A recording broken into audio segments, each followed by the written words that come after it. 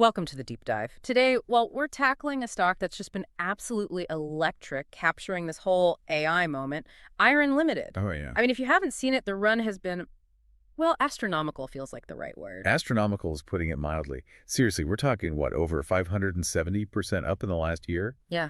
And then it accelerated 830% in just 6 months. Crazy. And it all kind of culminated on November 3rd with that extra 22% jump in pre-market trading. And we know why, right? The catalyst was just massive. This 5-year AI cloud services deal with Microsoft. Huge. Huge, right. About $9.7 billion. Is that the figure? Approximately, yeah. $9.7 billion. Yeah. And the core of it is IREN giving Microsoft access to those NVIDIA GB300 GPUs. Yeah. The really sought-after ones. The gold dust of AI right now. Exactly. So look, this is the kind of story that gets AI investors incredibly excited. But all this excitement, this, euphoria, it forces us to ask that hard question, the skeptical one. The value investor question. Right. Is IREN, after this insane run, still a wonderful company at a fair price? Or are we looking at a classic Mr. Market situation?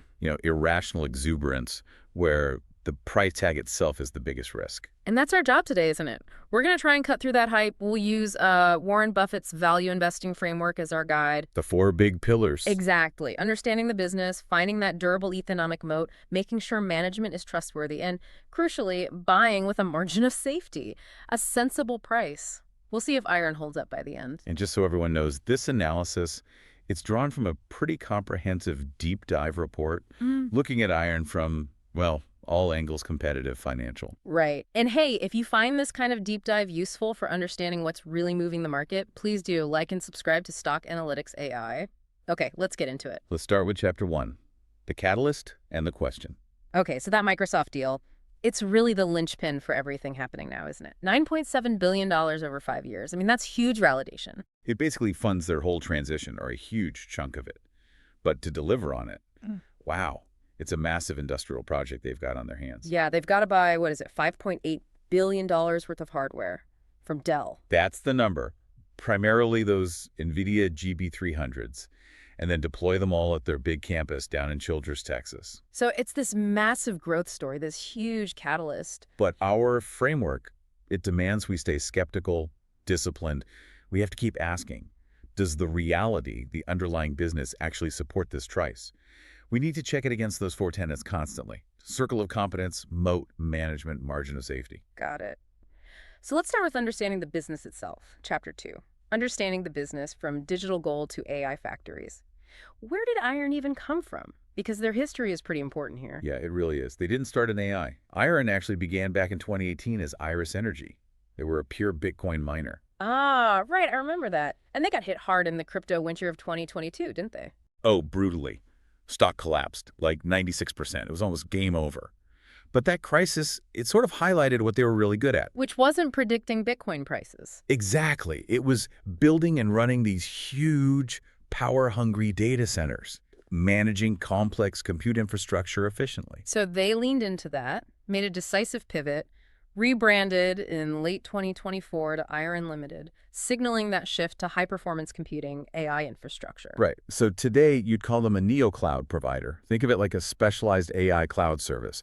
They're vertically integrated, meaning they handle everything from securing the massive power capacity, and they claim 3 gigawatts secured, which is a lot, right, to designing the specialized liquid-cooled data centers, getting their hands on the GPUs, and then managing the whole operation for clients like Microsoft. Okay, this is super important for anyone listening. IREN isn't some asset-light software company. You have to analyze it as a capital-intensive industrial or infrastructure company. Absolutely critical distinction. That $5.8 billion hardware order, that's CapEx. Massive upfront investment. They're like a utility company, constantly needing huge sums of capital to build and maintain their assets, not like a software firm with, high margins and low capital needs. That capital intensity directly impacts their potential profitability and risk profile. Which leads us perfectly into Chapter 3, the economic moat in a new cloud world. Does this business model give them a real defendable advantage? Well, the opportunity seems real. You've got hyperscalers, Microsoft, Meta, Google locked in this AI arms race. They just can't build out their own AI factories fast enough. Right, so this creates a gap, an opportunity for these specialized neo-cloud players like IREN to jump in and offer capacity. Okay, so what are the barriers keeping competitors out? What constitutes IREN's moat, potentially? Well, there seem to be these three big ones. First, securing power. Getting commitments for gigawatts of power isn't easy. That 3GW they have is a real asset. Okay, power. What else? Second, capital. Just the sheer amount of money needed. We're talking billions to even get started seriously in the space. That $5.8 billion hardware order shows the scale. Great. Billions. And the third? Third is GPU supply chain access.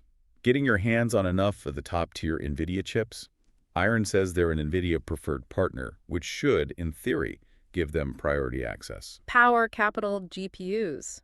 Okay, that sounds like a decent moat on paper, but how strong is it really? Is it unique to IREN? That's the million-dollar question, isn't it? Or maybe the $9.7 billion question here. The challenge is these advantages might not be unique. Just a couple of months before the IREN deal, Microsoft signed an even bigger deal, $19.4 billion, with a competitor called Nebius Group. Ah, so others are playing the same game. Exactly. Companies like CoreWeave, Nebius, they also have significant power capacity, access to capital, and apparently similar relationships with NVIDIA. So the moat isn't necessarily a fortress. It seems more like high walls around the industry, but maybe not a unique castle for IREN within those walls. And this points to maybe the biggest vulnerability, supplier dependency risk. Dependency on NVIDIA. Totally. Their entire business model, their whole advantage, hinges on two things. First, maintaining that privileged access to NVIDIA's best chips. Second, NVIDIA itself continuing its absolute dominance in the AI chip market. If NVIDIA changes its distribution strategy, or if suddenly AMD or Intel comes up with a truly competitive chip, then IREN's whole position could change overnight. That reliance on a single critical supplier is a huge potential risk factor. okay, that definitely adds a layer of complexity and risk. Let's shift gears now. We need to look at the people running the show. Chapter 4, management, stewardship, and alignment. This is critical, especially for a company burning through capital and growing so aggressively. You need to trust the management team. So who are they? The co-CEOs, Daniel and William Roberts, what's their background? They come from infrastructure and finance. Places like Macquarie, Palisade, solid backgrounds for building an infrastructure-heavy business. Their initial vision, treating compute power scarcity as an infrastructure play, seems pretty smart. And their strategy reflects that, right? Aggressive growth, funded heavily by external capital. Very much so. They've used that big $1.94 billion prepayment from Microsoft.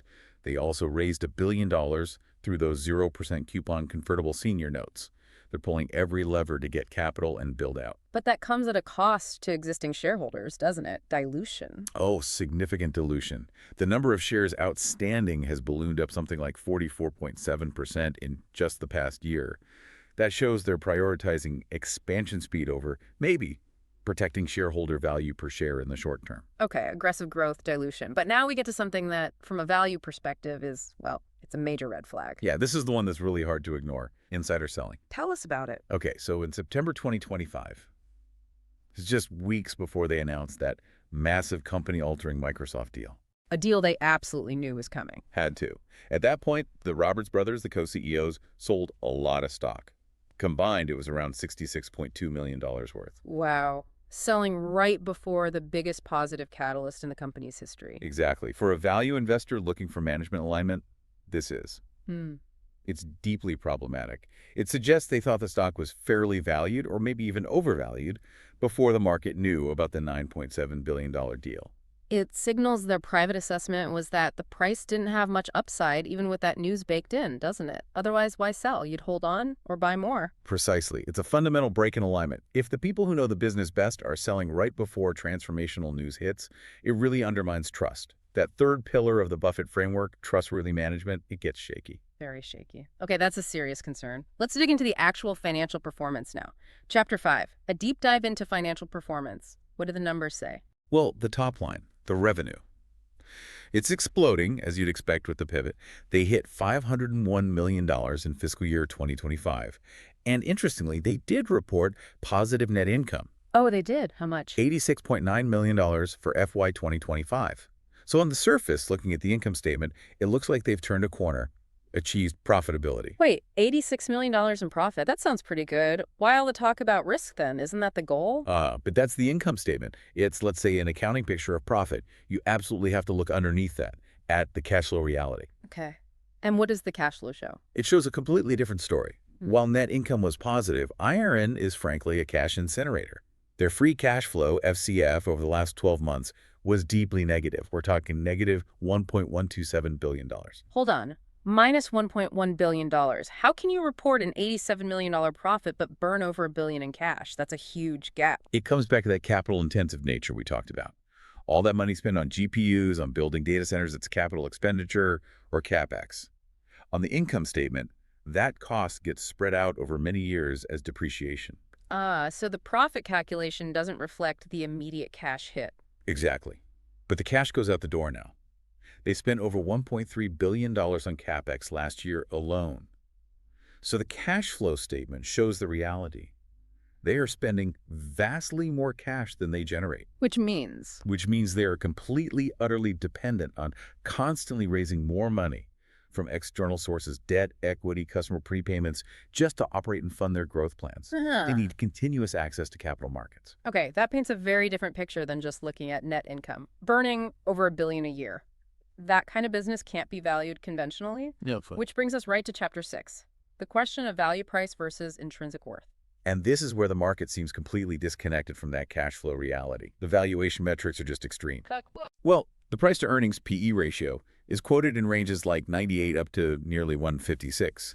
The price to sales ratio is over 30. Whoa. Those are multiples you typically see for, like, high-growth, asset-light software companies with huge margins, right? Exactly. Software companies that don't need billions in CapEx every year. Applying those kinds of multiples to a capital-heavy infrastructure-style business like IREN. It just doesn't align with fundamental value principles.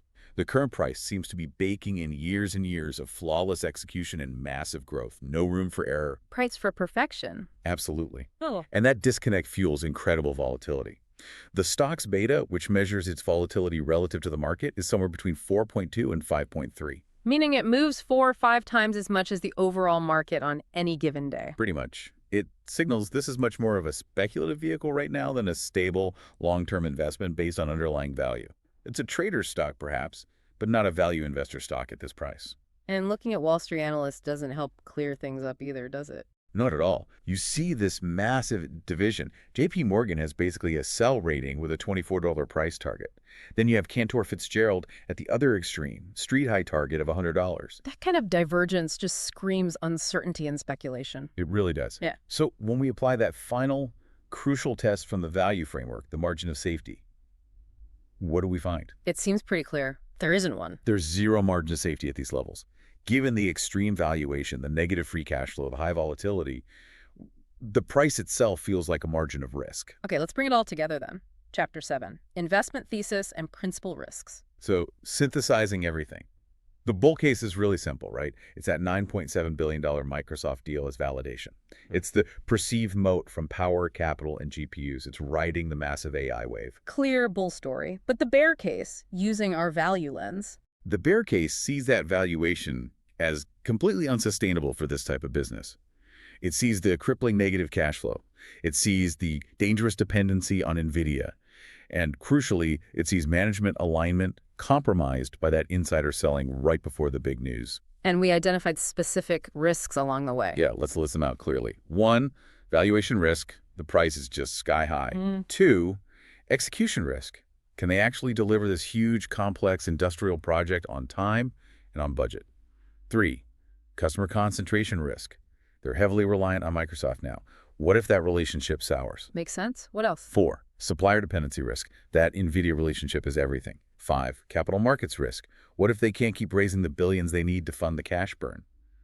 And 6, management alignment risk, highlighted by that insider selling. Okay, so after running IREN through that whole Buffett framework, understanding the business, assessing the moat, checking management, demanding a fair price, what's the final verdict? Does it pass the test for a value investor? Look, based on this framework, no, it fails. The business economics are complex and highly dependent. The moat seems competitive, but maybe not unique or durable against the hyperscalers themselves. The management alignment is questionable due to the selling, And the price offers absolutely no margin of safety. So a fascinating company, definitely plugged into the AI boom. Absolutely fascinating, high growth story. But at this price, with these risks, it's just too dangerous for a value-oriented investor. Probably best watched from the sidelines. We really hope this deep dive gave you, the listener, some valuable context. The main takeaway might be just how important it is to look past the exciting story and really scrutinize the price you're asked to pay. Often the price itself is where the biggest risk lies. And maybe one final thought to leave people with. Since IREN's edge seems built on getting power and getting NVIDIA chips, the really critical thing to watch isn't just IREN's next contract win, it's whether this whole neo-cloud industry stays essential. Meaning, do NVIDIA and the hyperscalers need companies like IREN as intermediaries? Or will Microsoft, Google, and others eventually build out enough of their own specialized AI infrastructure, internalizing it all? If they do that successfully, it could fundamentally change the game for players like IREN, undermining their whole position. That's the big strategic question, I think. That's a great point to consider long term. Okay, just a reminder, we cover all S&P 500 stocks in our deep dive videos. For $4.99 a month, you get access to a playlist of 500 deep dives covering every single stock in the S&P 500. And coming up next, exclusively for our members, we're tackling the NASDAQ 100. Plus, members can request deep dives on specific stocks. Just drop the ticker symbol in the comment section and we'll get on it for you. And finally, the necessary disclaimer. This deep dive was based on research generated by an AI analysis engine. It should be treated as informational material only. It is definitely not financial advice. You should always conduct your own thorough research before making any investment decisions.